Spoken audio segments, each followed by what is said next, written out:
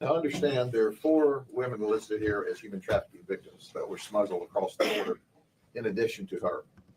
2 of the human trafficking victims admitted they had to pay off a coyote debt of $6,000. Wow.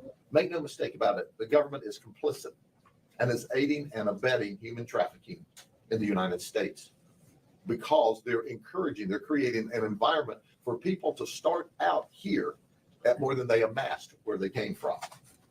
In addition to that, there is a wide open border where fentanyl is coming across, and that is encouraged. And as a result of that, we have thousands upon thousands of people dying in the United States.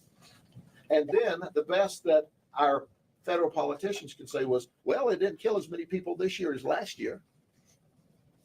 Wow. I don't even need to comment more about that. All the while, we have people that are suffering that have not received help yet from the federal government as a result of the hurricanes in North Carolina and in Florida and Polk County. The aid's not come through yet. There are people, irrespective of the hurricanes in this nation, that need help, that need support, but they don't get that support that these folks get for coming across the border illegally. When are we going to get tired of this? When have we had enough? I'm tired of this. I've had enough of that. This is insane. I mean, yeah, we have to have a way to solve this problem. Oh, how do we solve this problem in a mature manner? How do we do that? Anybody have any suggestions for that? Other than getting angry and upset because we're tired of it. What have we said? When are we going to say the hardworking people in the United States are who we need to be taking care of? Not creating an environment and encouraging people to come across the border illegally in violation of federal law, and then welcoming them to the United States and showering them with gifts at the taxpayer's expense, while people in our own nation are not receiving what they should receive. And here's the human trafficker we were able to arrest. Travis Hutchinson, he's 25. He lives in Davenport. All right, y'all, maybe there is a facial hair thing when it comes to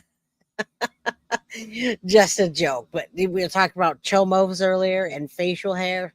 I'm wondering what's the correlation between the two. It is very upsetting. And I break the monotony sometimes of telling a joke, but we definitely need to not just learn to love each other. We need to learn to love ourselves, whether we're dealing with demons from being abused from a different generation, or our mothers being abused and then abusing us and us abusing our children, or being abused ourselves. We need to learn to work through that before we can try to solve these problems with other people.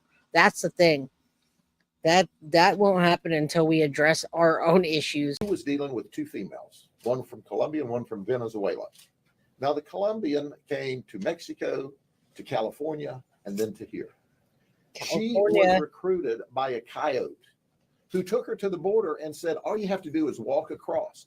Understand, the coyotes weren't even having to smuggle or hide them in vehicles and bring them across the border late at night. The coyote now rounds you up, takes you to the border, and says, walk right through here and go into that processing center. Well, our Colombian victim and our Venezuelan victim of human trafficking met there. And then they were flown from California to Florida. Now, Travis was here. He was talking to the coyote in California who said, I'm sending them to you. And they had to work to pay off the debt. Travis would set up the appointments. They were having to turn as many as 20 tricks a day apiece in order to pay off their debt. So they were paying the coyote. How about finish building the wall, Pam Williams? How about we finish something that we start? How about that? How about we don't start something and then change because politicians change and now all of our efforts went for nothing? That's what I'm for. Let's finish something. Debt off. They were then paying Travis, and he was setting up all of these operations. Oh, they can even use Cash App if you don't have cash. It's amazing to me. So Travis, when they would refuse or say, I'm tired, I don't want to do this anymore, he would slap and choke one of our victims and threaten them if they did not get out and go back to work.